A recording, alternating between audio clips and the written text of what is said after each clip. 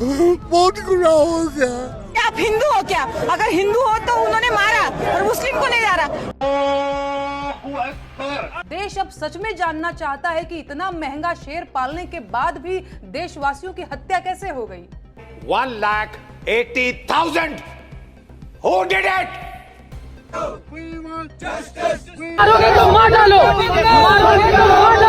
ये मैंने पहले ही बोला, ये गवर्नमेंट फेलियर है, इंटेलिजेंस फेलियर है। जनाब, सरहदों पे तनाव है क्या?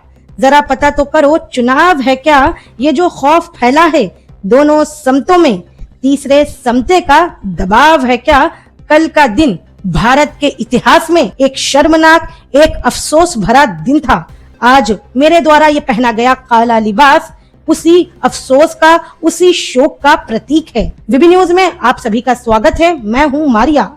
कल जम्मू कश्मीर के पहलगाम में एक आतंकवादी हमला हुआ। ये आतंकवादी हमला जम्मू कश्मीर के पहलगाम में घूमने गए पर्यटकों के ऊपर हुआ। जम्मू कश्मीर के आला अधिकारियों ने इस आतंकवादी हमले की सूचना देते हुए बताया कि इस आतंकवादी हमले में 26 से भी ज्यादा लोग शहीद हो गए और तो और दोस्तों दर्जनों के हिसाब से लोग घायल हो गए।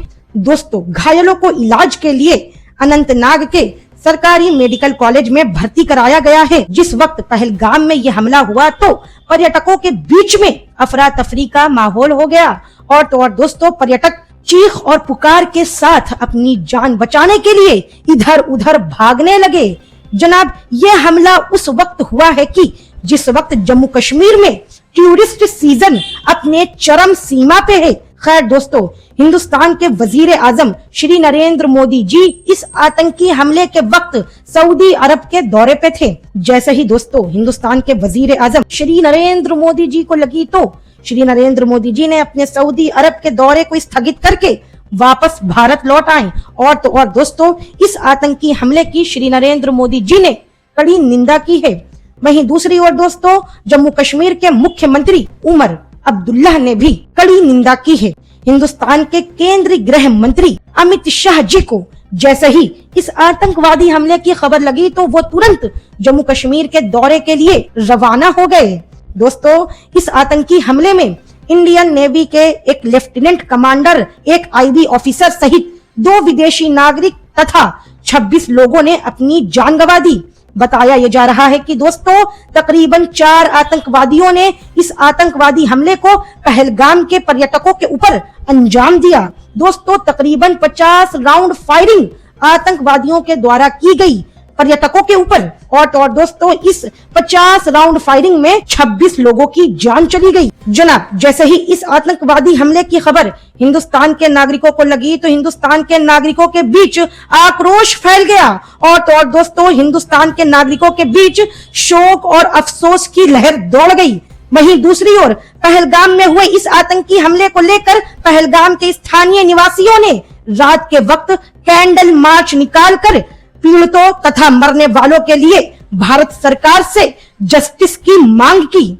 दोस्तों, अफसोस की बात तो यह है कि भारतीय जनता पार्टी के शासनकाल में ये कोई पहला आतंकवादी हमला नहीं है। वैसे तो हिंदुस्तान के वजीर आजम श्री नरेंद्र मोदी जी अक्सर ये ताल ठोकते हुए नजर आते हैं कि जब से हिंदुस्तान में भारतीय जनता पार्टी के द्वारा नोटबंदी की गई है तब से आतंकवादियों की कमर की हड्डी टूट चुकी है और तो और दोस्तों जब से जम्मू कश्मीर के अंदर से धारा 370 हटा दी गई है तब से जम्मू कश्मीर सुरक्षित हो चुका है और तो और जम्मू कश्मीर में आतंकवाद की जड़ को भारतीय जनता पार्टी ने नेत से नाबूद कर दिया है, उखाड़ कर फेंक दिया है। तो आखिर कैसे दोस्तों जम्मू कश्मीर के अंदर पहलगाम इलाके में 26 से भी ज्यादा लोग आतंकवादी हमले में शहीद हो गए। जनाब, 56 इंच के सीने वाले प्रधानमंत्री के शासनकाल में आए दिन हिंदुस्तान के बेगुनाह नागरिक आतंकवाद का शिकार बन रहे और तो और मौत के घाट उतारे जा रहे।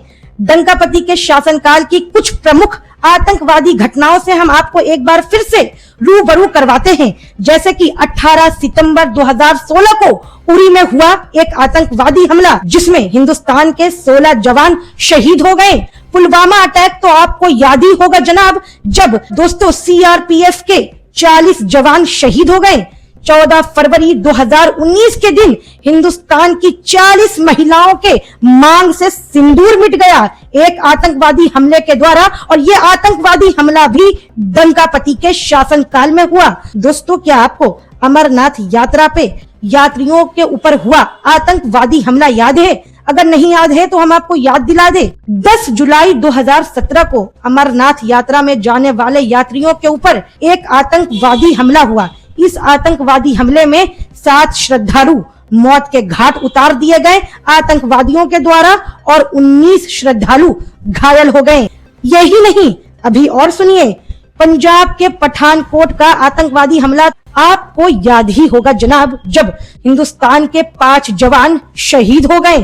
खैर दोस्तों, ये सब तो थी डंकापति के शासनकाल की पुरानी आतंकवादी घटनाएं। जनाब, पहलगाम में हुए इस आतंकवादी हमले पे आज तक के पत्रकार अशरफ वानी ने एक बड़ा खुलासा किया। अशरफ वानी ने अपने ग्राउंड रिपोर्टिंग के दौरान आज तक में लाइव टेलीकास्ट हो रहे शो में बताया कि जिस वक्त पहलगाम में यह आतंकवादी हमला हुआ, उस वक्त पहलगाम में तकरीबन 2000 पर्यटक मौजूद थे। लेकिन दोस्तों, इन 2000 पर्यटकों की सुरक्षा के लिए ना तो वहां पर पुलिस थी और ना ही सुरक्षा बल की तैनाती थी। क्या दोस्तों, ये समझा जा सकता है कि ये आतंकवादी हमला एक सोची समझी साजिश के द्वारा अंजाम दिया गया? खैर दोस्तों, ये एक हैरानी की बात है कि आखिर कैसे 2000 से भी ज्यादा लोग एक सेंसिटिव एरिया में घूमने आए और वहां पर उनको सुरक्षा मुहैया नहीं करवाई गई। दोस्तों, इस भयानक हमले की जिम्मेदारी आतंकवादी संगठन TRF ने ली है। खैर, इस आतंकवादी हमले के बाद हिंदुस्तानियों के मन में कई सवाल उठ रहे हैं। आखिर हिंदुस्तान की सक्षम बड़ी बड़ी खुफिया एजेंसियां क्या कर रही थी? ये आतंकवादी हमला आखिर कैसे हिंदुस्तान के भीतर घुस के आतंकवादियों के द्वारा अंजाम दे दिया गया? आखिर यह कैसे संभव है? इतने सारे निर्दोष लोग इस तरह आतंकवादियों का शिकार बन गए। क्या ये सच में एक आतंकवादी हमला था या इसके पीछे एक गहरी राजनीतिक साजिश? क्या हमारे देश के कुछ नेता इतने गिर चुके हैं कि वे बेगुनाह पर्यटकों की मौत पर भी अपनी सियासत चमका रहे हैं? क्या हिंदुस्तान में आने वाले चुनाव में यह हमला हिंदू मुस्लिम का ध्रुवीकरण करने की एक राजनीतिक चाल तो नहीं? दोस्तों, ऐसे ही कुछ सवालों का पुलिंदा लेकर लोक गायिका नेहा सिंह राठौड़ ने हिंदुस्तान की भारत सरकार और तो और हिंदुस्तान की खुफिया एजेंसियों से किए हैं। क्या कहना है हिंदुस्तान की लोक गायिका नेहा सिंह राठौड़ का? आप खुद उनकी मुंह जबानी सुनिए। आज कश्मीर के पहलगाम में आतंकी हमला हुआ और पर्यटकों की हत्या कर दी गई। ईश्वर उनकी आत्मा को शांति दे। आप कहां सोए हैं चौकीदार जी? आपकी चौकीदारी में कैसे चूक हो गई? आंख लग गई थी क्या? आपने तो नोटबंदी करके आतंकियों की कमर तोड़ दी थी, फिर ये कैसे हो गया? लफाजियों से कब तक देश चलेगा महाराज? इस हमले के लिए भी नेहरू जी जिम्मेदार हैं क्या? कोई पत्रकार आपसे सवाल नहीं पूछेगा, आप कोई प्रेस कॉन्फ्रेंस भी नहीं करेंगे और आप कोई जिम्मेदारी भी नहीं लेंगे। ये बात अभी से पूरा देश जानता है। लेकिन श्रीमान, मैं आपसे सवाल पूछूंगी। देश अब सच में जानना चाहता है कि इतना महंगा शेर पालने के बाद भी देशवासियों की हत्या कैसे हो गई। आपकी 56 इंच की छाती और लाल आंखें किस काम की हैं? सर्जिकल स्ट्राइक क्या सच में एक कहानी थी? अनुच्छेद 370 पर बड़ी बड़ी बातें किस काम की रही? पुलवामा हमले में जवान मारे गए, पहलगाम हमले में पर्यटकों की हत्या हो गई। बताइए मोदी जी, क्या कश्मीर की शांति आतंकवादियों की मेहरबानी पर टिकी है क्या? जवाब दीजिए मोदी जी। कब तक कश्मीर में शांति बहाली के नाम पर वोट बटोरने और देशवासियों की लाशें बटोरने का काम एक साथ होता रहेगा?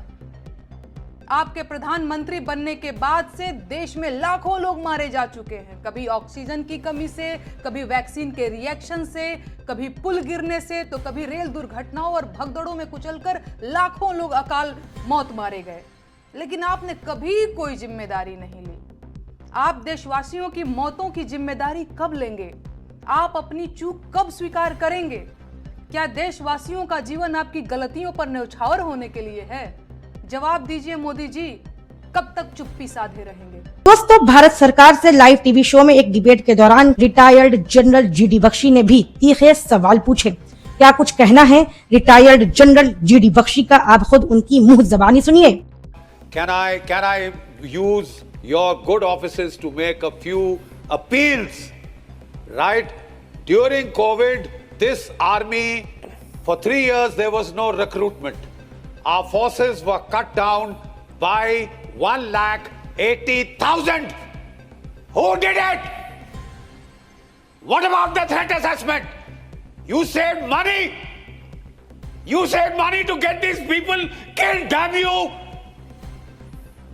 I fought in Kishtwar. 3 years, Arnab.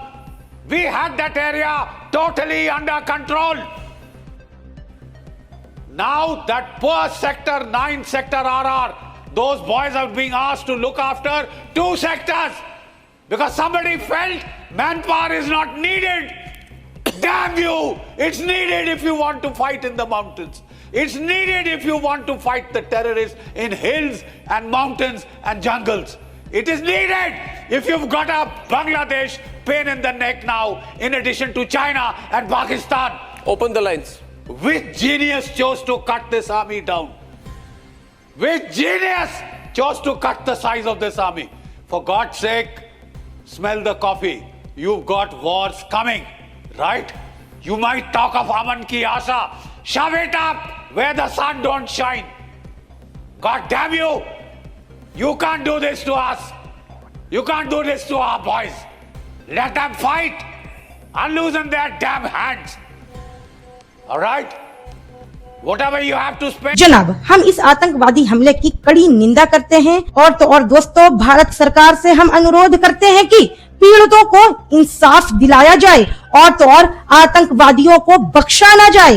खैर, आज के बुलेटिन में बस इतना ही। बीबी न्यूज ऑल इंडिया नेटवर्क के साथ आप बने रहे। मैं हूँ मारिया।